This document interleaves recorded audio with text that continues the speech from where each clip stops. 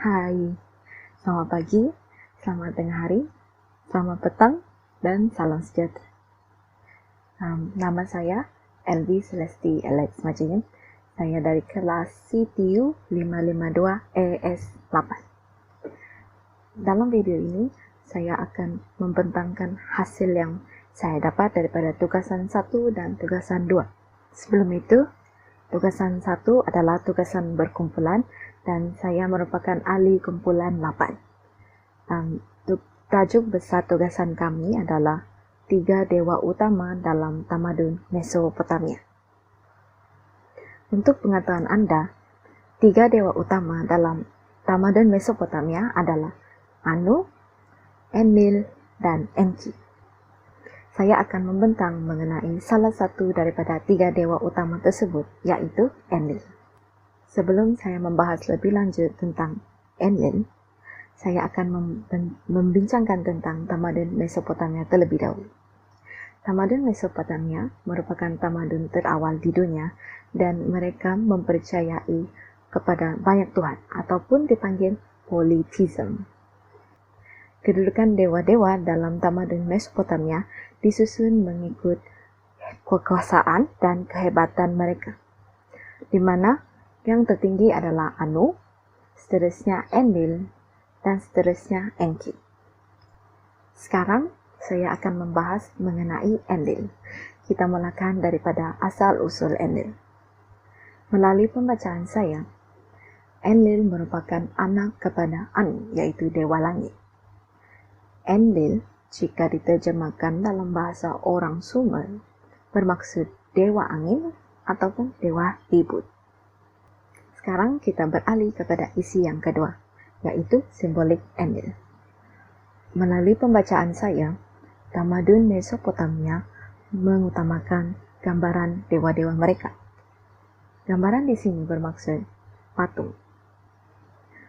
Masyarakat Mesopotamia mempercayai dewa mereka mendiami patung tersebut. Patung ini tidak dibina secara sesuka hati dan di mana-mana saja. Patung ini dicipta khas di dalam bengkel kuil. Jadi, Enlil mempunyai patung yang merupakan gambaran dirinya, dan patung ini dihiasi dengan mahkota bertanduk yang merupakan simbol ketuhanan dan juga skirt bertingkat. Sebelum ini, saya ada menyebut mengenai kedudukan dewa yang ditentukan oleh kuasa dan kehebatan mereka. Benar? Jadi, apa kuasa Enlil yang membolehkan dia menduduki kedudukan kedua tertinggi di antara dewa-dewa dalam tamadun Mesopotamia? Yang pertama, Enlil berkuasa terhadap Tablet of Destiny. Jika kita terjemahkan dalam bahasa Melayu, ianya ialah tablet nasib. Tablet ini mengandungi nasib manusia dan dewa-dewa yang telah ditentukan. Dalam arti kata lain, Enlil berkuasa menentukan nasib manusia dan dewa-dewa karena dia boleh melihat semua dan meramal masa hadapan. Yang kedua, Enlil boleh mengawal angin dan ribut. Enlil juga boleh menurunkan hujan lebat yang mengakibatkan banjir. Dalam pembacaan saya, masyarakat Mesopotamia mempercayai bahwa Enlil yang menurunkan hujan lebat yang mengakibatkan banjir besar atau dikenali sebagai The Great Flood untuk menghukum manusia kerana mereka sering membuat bunyi bising yang melampau sehingga Enlil terjaga dari tidurnya. Seterusnya, mari kita ketahui tentang peranan Enlil terhadap alam.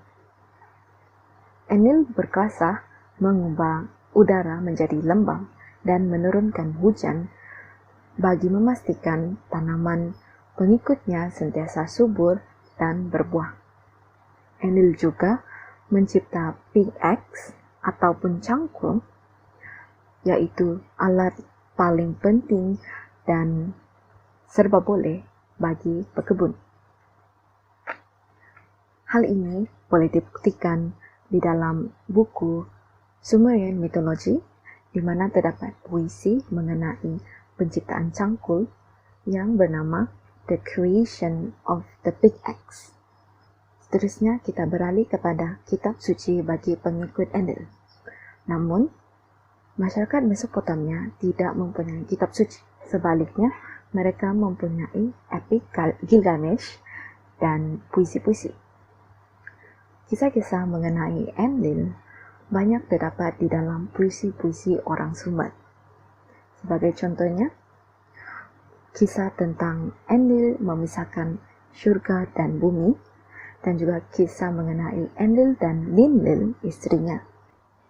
Setiap agama ataupun kepercayaan mesti mempunyai ritual dan cara penyembahan mereka tersendiri, betul? Seperti di negara kita, Malaysia, kebanyakannya adalah penganut agama Islam dan mereka mempunyai tempat ibadah seperti masjid. Tetapi bagi pengikut-pengikut Enlil, mereka melakukan ritual di dalam kuil yang terletak di Nippur, yaitu bandar suci Enlil.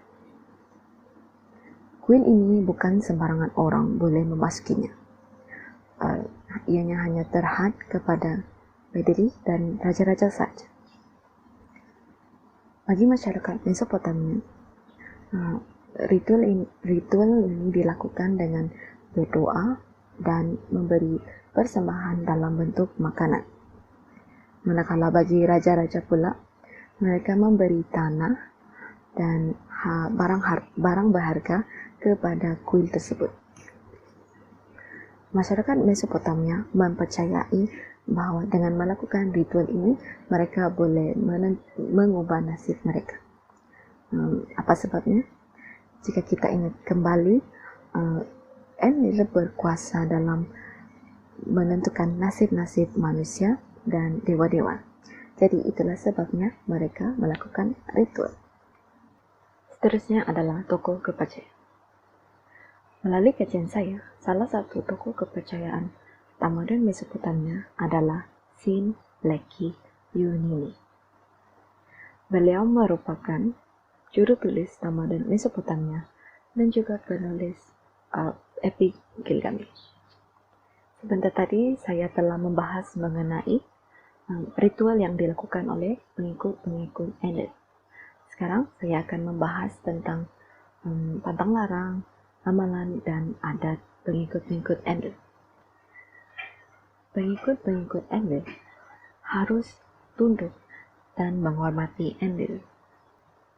Ritual memberi persembahan dalam bentuk makanan kepada patung Enlil telah menjadi salah satu adat bagi pengikut-pengikut Enlil. Selain itu, penyitaan barang-barang milik kuil dan menzalimi anggota kuil adalah dilarang sama sekali. Amalan yang dilakukan oleh pengikut-pengikut Enlil adalah menyelenggara kuil dan juga merayakan perayaan kepercayaan mereka. Sampai di sini saja pembentangan saya terhadap tugasan yang pertama. Sekarang mari kita beralih kepada tugasan yang kedua. Tugasan yang kedua adalah ulasan artikel. Dalam tugasan ini, saya mengulas buku yang bertajuk Life and Worship in Ancient Mesopotamia yang ditulis oleh Don Nardo. Pertama sekali, penulis buku ini menyatakan bahawa buku ini ditulis khas untuk para pembaca muda. Pernyataan ini benar kerana penulis menggunakan bahasa Inggeris yang mudah dipahami. Di dalam buku ini, penulis menceritakan tentang rumah, keluarga, masyarakat, perhambaan, hiburan, kepercayaan, dan penyembahan serta perayaan masyarakat tamadun Mesopotamia. Apa yang saya peroleh hasil dari pembacaan buku ini adalah yang pertama, kepercayaan tamadun Mesopotamia. Kepercayaan masyarakat tamadun Mesopotamia. Mereka menyembah dewa-dewa dan dewi-dewi. Mereka juga menganggap bahawa nasib malang, penyakit, dan kematian merupakan hukuman bagi dosa yang mereka lakukan. Dan tempat ibadah mereka yaitu kuil dianggap sangat suci kerana mereka tidak membenarkan penganut biasa memasuki kuil tersebut. Seterusnya adalah isu tentang hiburan. Bagi saya, perkara ini sedikit mengejutkan kerana terdapat pelbagai jenis hiburan yang telah wujud sejak zaman kuno lagi dan kekal sehingga sekarang. Contohnya permainan catur, perlombaan menunggang kuda, berenang, memanah dan juga bergusti. Tambahan itu, sukan gusti merupakan sukan tertua di dunia. Selain itu, cara pengebumian masyarakat tamadun Mesopotamia amat menarik perhatian saya. Mengapa? Hal ini kerana si mati akan dimandikan dengan minyak wangi dan mulutnya akan dijahit sebelum dikebumikan. Yang lebih mengejutkan adalah ahli keluarga si mati sanggup menyewa penduka profesional untuk menghadiri majlis pengebumian tersebut semata-mata untuk membangga diri kepada jiran. Perkara ini amat pelik bagi saya kerana apabila kita kehilangan ahli keluarga, sudah tentu kita akan sedih, kita akan merasa teramat sedih sehingga kita tidak berfikir tentang perkara-perkara yang lain selain si mati. Di samping itu, masyarakat Mesopotamia mempercayai bahawa pemakaian aziman akan menyelamatkan nyawa mereka. Bagi saya sebagai penganut agama Kristian, mempercayai azimat atau tangkal adalah suatu dosa yang besar. Sampai di sini sahaja pembentangan saya terhadap tugasan yang kedua, iaitu ulasan artikel. Dengan itu, tamatlah sudah pembentangan saya terhadap tugasan pertama dan tugasan kedua CPU 552. Terima kasih kerana mendengar.